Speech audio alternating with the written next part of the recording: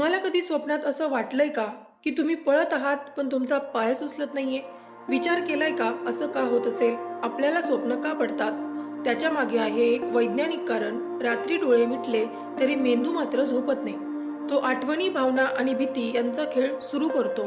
काही स्वप्न खूप विचित्र असतात, काही भीतीदायक, पण त्यांचा उद्देश एकच असतो, आपले विचार प्रोसेस करणं आणि त्यातूनच तयार होतात स्वप्न. REM स्लीप नावाच्या झोपेच्या टप्प्यात मेंदू रिअल लाईफ आणि इमॅजिनेशन यात फरक करत नाही. म्हणूनच स्वप्ने खरे होतात असं वाटतं. काही वैज्ञानिकांचं म्हणणं आहे की स्वप्न आपली समस्या सोडवायला मदत करतात.